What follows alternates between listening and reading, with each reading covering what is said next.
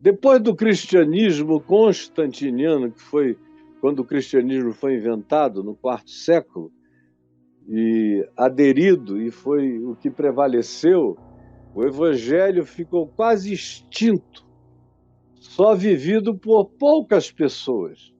E o que dominou tudo foi o cristianismo, uma política do Império Romano, e que se institucionalizou como a instituição hoje mais antiga do planeta Terra, continuamente antiga, e com todo o aparato institucional grandioso. É verdade que os judeus são muito mais antigos na sua fé, mas a institucionalização concreta do judaísmo sofreu muitos agentes de avassalamento, destruição do templo por Nabucodonosor, destruição do templo pelos romanos, por Tito, dispersão pelo mundo inteiro.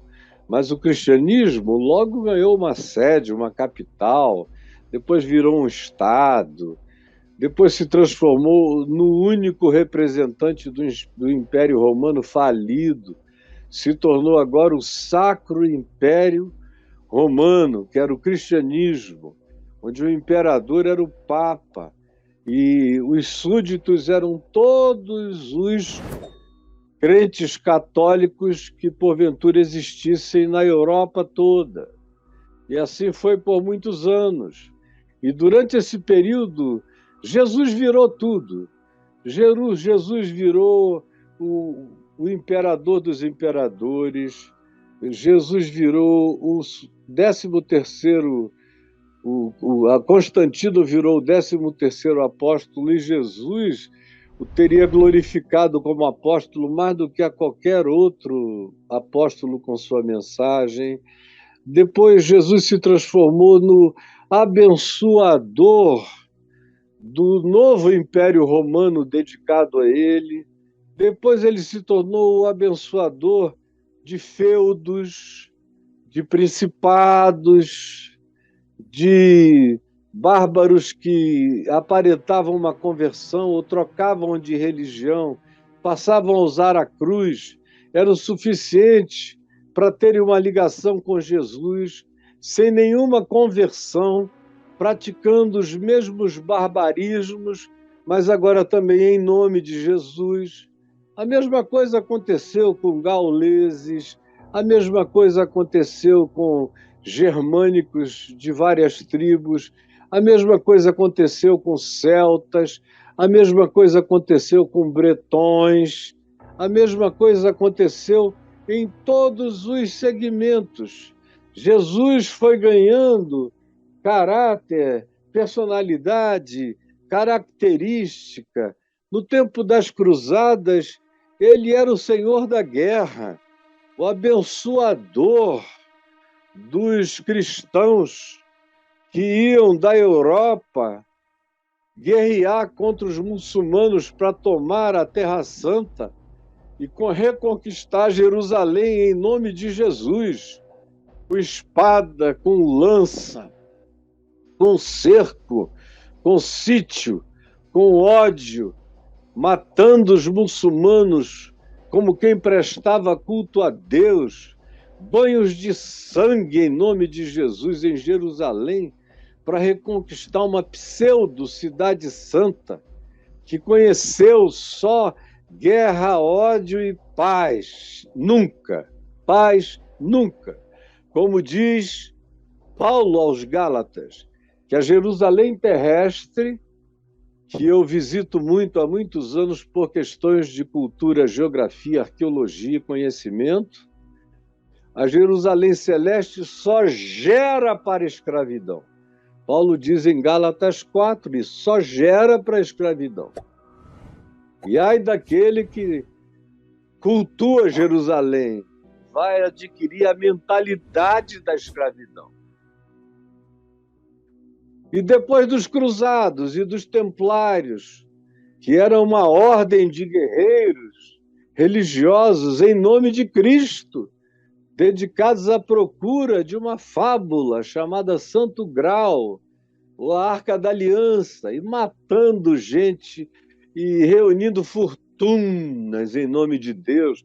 Ficaram riquíssimos, chegaram a ficar mais ricos que o papado. Foi por isso que foram eliminados pelo ódio invejoso do papado e tantas outras coisas.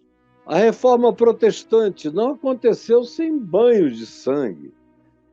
Se Lutero não tivesse sido protegido por interesses políticos de alguns príncipes a quem interessava o rompimento com o papado, não teria havido nem o início da reforma como aconteceu, porque a rebelião foi grande.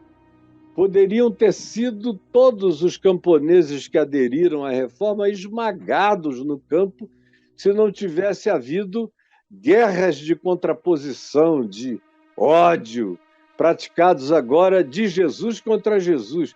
Jesuses católicos vindo contra os iniciantes Jesuses protestantes. E esse ódio entre os Jesuses católicos e os Jesuses protestantes continua até hoje. Diminuiu o nível de agressividade pela imposição da civilidade laica, mas os ódios, eu ainda peguei esses ódios há 60 anos, 70, 60 anos atrás, 65, eu ainda não tenho 70, mas no Amazonas eu via como a minha avó protestante odiava a minha avó católica, que era uma santinha. E como a minha avó católica era cheia de preconceitos para com a minha avó presbiteriana, elas só se cumprimentavam, não havia muito diálogo entre elas. E a minha avó protestante dizia: que pena, tão lindinha, aqueles olhos azuis tão lindos, uma mulher tão boa. É uma pena que não é evangélica, por isso vai para o inferno. E eu ouvia aquilo e dizia: ai, meu Deus, o inferno então é um lugar legal, porque está cheio de gente boa. E com 4, 5 anos de idade eu já não acreditava nesse inferno dos crentes. E a minha avó me ajudou a me salvar do inferno dos crentes. Depois foi a minha vida inteira vendo ódio. Não só ódio entre protestantes, ou depois viraram quase todos os evangélicos, viraram protestantes, ou os protestantes viraram quase todos evangélicos. Então era ódio pelos católicos, ódio pelos espíritas, ódio em nome de Jesus pelos umbandistas, pelos candoblecistas, pelos praticantes de qualquer religião de matriz africana. Eles estavam lá, sempre com ódio. E aí eu, nas entranhas, porque eu fui fazer exame nos evangélicos de videocolonoscopia. Eu examinava, eu via o que tinha dentro do intestino da igreja durante décadas e décadas. O que estava ali, os cânceres, os pólipos de ódio, tudo ali dentro. E me chocava de ver como eles diziam: a paz do Senhor, irmão, ô varão abençoado, santo de Deus. E o cara virava de costa e ele desancava o outro: são perversos, não sei o quê, mentiroso, não devia estar onde está, chegou por oportunismo e ódio. E muitos desses que vocês veem juntos, com a mão na cabeça do presidente, se odeiam entre si. Eles têm alguns objetivos em comum, mas entre si eles não têm nada. E a gente veio, chegando até aqui. O protestantismo abençoou inúmeras guerras. Nos Estados Unidos, os pastores do Sul, na Guerra Civil Americana, abençoavam os soldados do Sul, batistas, a maioria deles. E as legiões do Norte, que venceram, da União, eram abençoados pelos pastores do Norte. E aí era a guerra de Jesuses contra Jesuses, em nome do patriotismo americano e em nome de uma boa causa, que era a extinção, a finalização da escravidão na América e que os cristãos do Sul defenderam com armas e defendem até hoje. A plataforma do Trump foi baseada nesse ódio sulista que prevalece ainda até o dia de hoje. O país, nos Estados Unidos, está quase que proporcionalmente dividido numa grande quantidade de republicanos no Sul, reacionários, e uma grande quantidade de democratas mais para o Norte. Tem ilhas de grupos de um partido e outro em algum lugar, mas tem as prevalências. E no Sul são os republicanos, no Norte são os democratas. E o ódio continua, a aversão continua. E a polarização política exacerbou isso para um nível extraordinário, assim como no Brasil. E aí você vê, como eu postei esses dias no Instagram, coisas bárbaras. A minha mulher até me perguntou, por que você postou? Eu falei, porque eu acho que é tão, tão, tão, tão impensável e inacreditável que eu acho que quando a gente fala, as pessoas não conseguem nem crer, a menos que elas vejam, a menos que elas ouçam.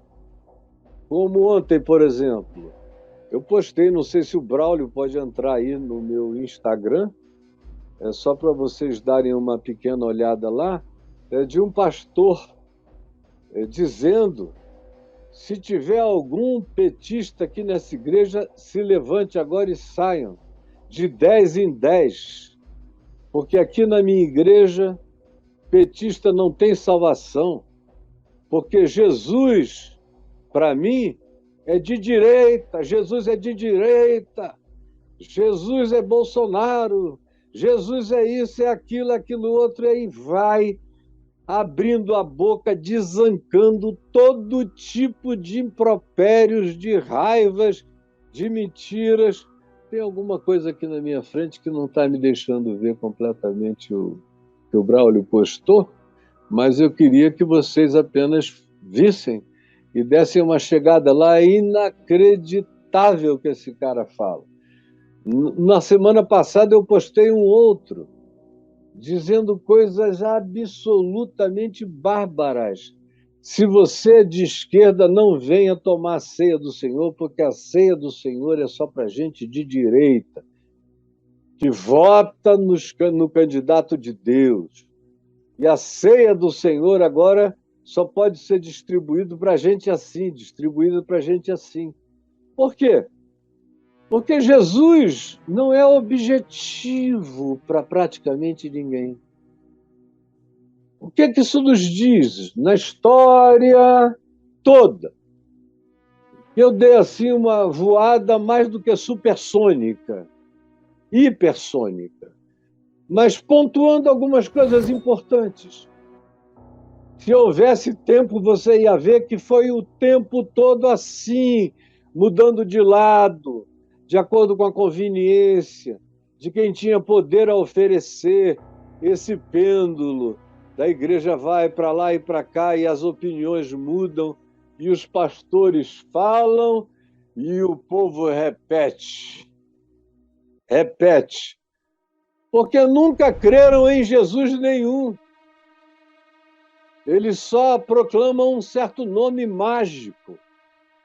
Esse nome Jesus, que supostamente carrega um poder maior do que o nome Exu, do que o nome Pombagira, do que o nome São Judas Tadeu, do que o nome Santo Antônio, do que o nome Buda ou Siddhartha, qualquer outro nome.